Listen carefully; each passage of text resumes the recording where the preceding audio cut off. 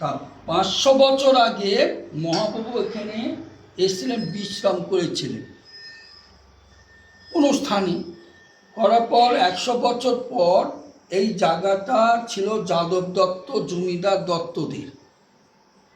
তখন জমিদার দত্তরা ওই হাসপাতাল করে দিয়েছে 22 বিঘে জমি আর 300 টাকা দিয়ে।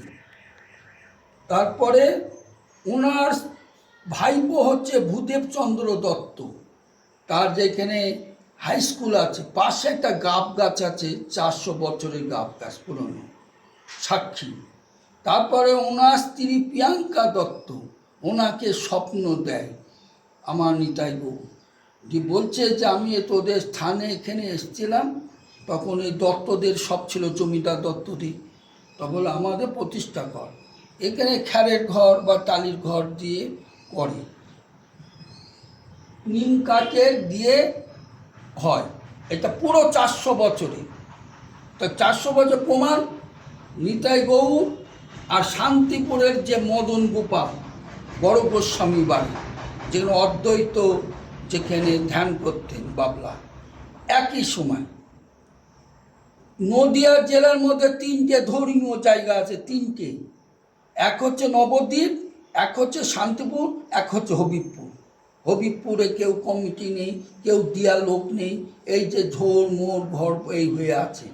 হ্যাঁ, আমার গ্রন্থ বই আছে, বইয়ের মধ্যে সব করা আছে যে এটা পুরো 400 আর 2 বছর বাকি আছে, 400 বছরের পুরাতন নিতাই গৌর। কিন্তু এইভাবে চলে যায়। এবার ওরা 200 বছর পর্যন্ত চালালো। তারপর জমিদারে এখন বর্তমান ওখানে এখনও বাড়ি আছে জমিদার দত্তদের।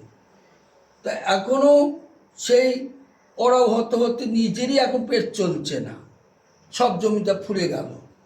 তখন চলে কি করে, ওরা কিছুদিন চালালো।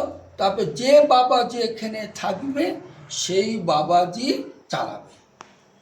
তুমি ভিক্ষা করো, থালা পেতে দাও, যেভাবে হয় তুমি নিতাই গৌরী সেবার জন্যে আর 2-1টা ভক্তের জন্যে দেওয়া হয়। হ্যাঁ, এখানে প্রতিদিন আমার অন্নভোগ আছে, দ্বাদশী অন্নভোগ আমরা নিই।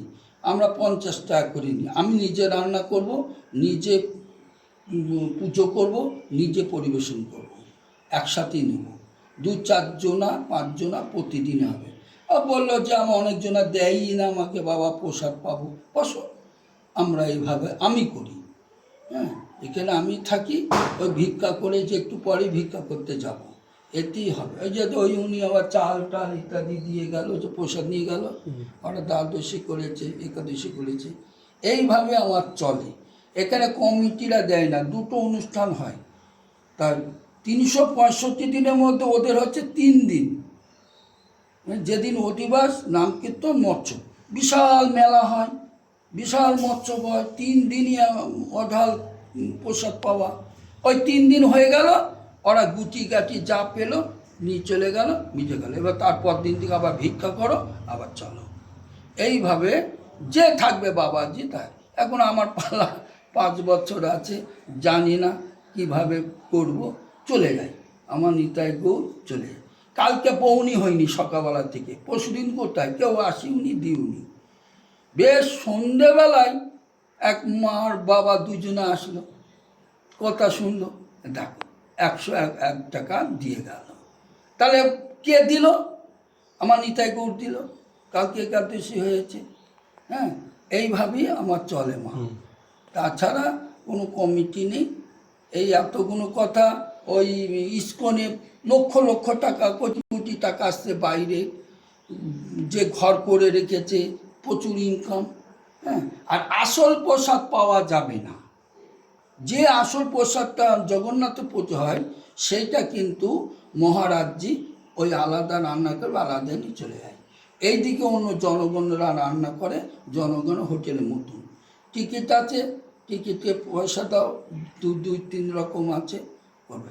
আর আমার হচ্ছে ডালটা একটু কম করি, এবার 2-5 জনা লোক হলে ডালও করি।